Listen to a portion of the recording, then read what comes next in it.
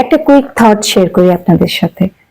এই যে এত বড় শীতকালটা গেল, শীতকালে সবার বাড়িতেই নিশ্চয়ই, যাদের বাড়িতে বাগান নেইও তাদের বাড়িতেও দুটো ফুল গাছের দুটো ছোট ছোট ফুলের চারা এনে লাগিয়েছেন, শীতকালে ফুল দেবে। এখন বসন্তকাল, রাস্তায় পলাশ, শিমুল, বিশেষ করে শিমুলটাই দেখা যায় আমাদের এখানে। শিমুল গাছ, শিমুল ফুল, শিমুল তুলো চারিদিকে ছড়িয়ে পড়ে আছে রাস্তায়, কত সুন্দর লাগছে। বাগান বিলাস চারিদিকে ছড়িয়ে, বোগান বিলিয়া, আমি বাগান বিলাস বলি। তো এই যে গাছগুলো, এবং শীতকালীন যে গাছগুলো যেগুলো সারা শীতকাল জুড়ে আপনার বাগানটাকে রঙিন করে রাখলো, সেই গাছগুলো কিন্তু যে বসন্ত শেষ হতে না হতেই, গ্রীষ্ম আসতে না আসতেই গাছগুলো মারা যাবে। এবং হ্যাঁ, এটাই এটাই হওয়ার, মানে ওই গাছগুলো হয়তো জন্মেই ছিল শীতকালীন এককালীন ফুল দেওয়ার জন্য, এবং তারপর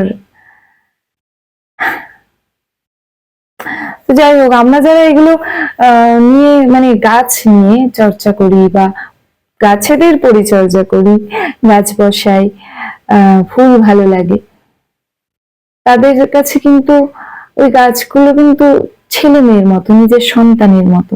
এবং আমি কাউকে বোঝাতে পারি না যে একটা গাছ মারা গেলে, সেটা সিজনাল কোনো গাছ হোক বা যে গাছই হোক, একটা গাছ মারা গেলে খুব কষ্ট হয়। এবং তাই আমি আমার বাগানে কোনো সিজনাল ফুল গাছ বসাই না। আমার মনে হয় যেটা থাকবে সেটা চিরতরে, সেটা সারা জীবনে, অন্তত আমার জীবন জুড়ে। গাছেদের তো অনেক দিনের জীবন, অনেক বছরের। তো যাই হোক, তো আমার এই ভাবনাটা যখনই কারোর সাথে শেয়ার করতে গেছি, কাউকে বলতে গেছি, আমি সবসময় একটা কথা ফিরে ফিরে পেয়েছি যে আমার ভাবনাটা প্র্যাকটিক্যাল নয়। আমি যেভাবে ভাবছি সেটা কোনোদিনও হয় না। একটা সময়ে সবকিছুই ফুরবে, যার যার তার তার সময়ে সেই জিনিসটা ফুরিয়ে যাবে, আবার তার শুরু হবে। সবই বুঝলাম, কিন্তু আমার দুঃখ পাওয়াটাও তো প্র্যাকটিক্যাল। এবং তাই তাদের সেই কথাগুলো আমাকে কোনোদিন শান্তি দেয়নি।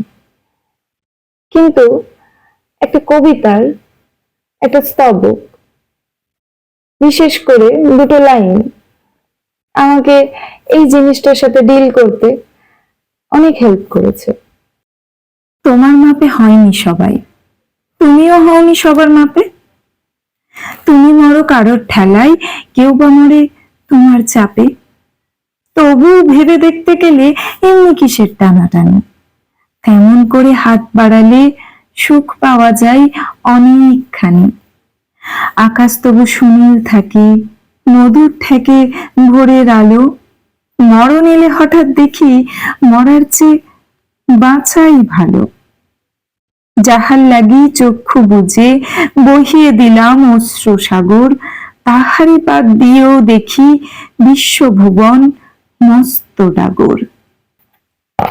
এই স্তবকটি বিশেষ করে সেই সময়গুলোতে খুব হেল্প করে যখন মনে হয় যে পৃথিবী মরুভূমিময়।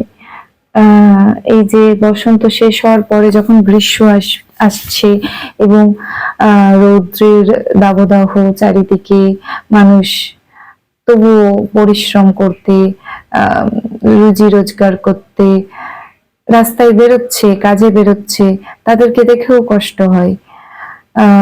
তো তখন মনে হয় পৃথিবী মরুভূমিময়। কিন্তু তারপরেই, ঠিক তারপরেই যখন গ্রীষ্মের বিকেলগুলোতে সুন্দর হাওয়া দেয়, এবং সেই হাওয়া গায়ে লাগলে মনে হয় এর থেকে সর্বসুখ মনে হয় আর কিছুতে নেই, এর থেকে শান্তি আর কিছুতে নেই। তখন মনে হয় পৃথিবীটাই স্বর্গ। তখন শীতকালীন ফুলের কথা, গাছের কথা কিছুই মনে থাকে না। তখন মনে হয় এই তো শান্তি, আর কি চাই বাঁচার জন্য। তারপর তাই কবি বলছেন, মনিরে তাই কহ যে ভালো মন্দ যাহাই আসুক, সত্যের লও সহজে। নিজের ছায়া মস্ত করি অস্তাচলে বসে বসে, আধার করে তোলো যদি জীবন খানা নিজের দোষে। বিধির সঙ্গে বিবাদ করে নিজের পায়েই কুড়ুল মারো, দোহাই তবে এ কার্যটা যত শীঘ্র পারো সারো। খুব খানিকতে কেঁদে কেটে অশ্রু ঢেলে ঘরা ঘরা, মনের সঙ্গে একরকমে করে নে ভাই বোঝাপড়া। তাহার পরে আঁধার ঘরে প্রদীপ খানি জ্বালিয়ে তোলো, ভুলে যা ভাই কাহার সঙ্গে কতটুকু তফাৎ হলো। মনের তাই কহ যে ভালো মন্দ যাহাই আসুক, সত্যের লও সহজে।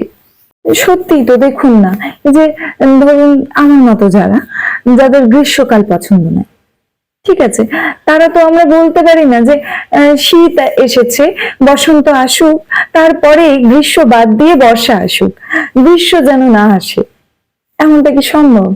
আমরা যদি বলিও, আমরা যদি চেঁচিয়ে চেঁচিয়ে বলি না গ্রীষ্ম আসবে না, আমরা যদি রাস্তায় মিছিল বের করি, আমরা যদি অনশনে বসি যে না আমরা কাজকর্ম করব না, গ্রীষ্ম এলে আমরা সবকিছু বাদ দিয়ে হাঙ্গার স্ট্রাইকে যাব, তবে কি গ্রীষ্ম আসবে না? তাও তো গ্রীষ্ম আসবে। কিন্তু আমরা যদি মেনে নিই যে গ্রীষ্ম এসেছে, তাকে আপন করে নিই, আপন করব কিভাবে? যদি চারিদিকে আরো আরো গাছ বসাই, যদি পলিউশন কম করি আমরা, তবে সেই গ্রীষ্মটাকে আমরা আপন করতে পারবো। সেই রোদ যতই বাড়ুক, গ্রীষ্ম যতই কড়া হয়ে আসুক, তবু আমরা সেটাকে আপন করে নিতে পারবো। তাই আমাদের আরো বেশি বেশি করে গাছ বসাতে হবে। আর গ্রীষ্ম আসছে, অনেক অনেক জল খান, সুস্থ থাকুন, পলিউশন কম করুন, নিজের চারিদিক, গ্রাম শহর, আপনার এলাকা, সেই নিজের চারপাশটাকে পরিষ্কার রাখুন। সুস্থ থাকুন, ভালো থাকুন।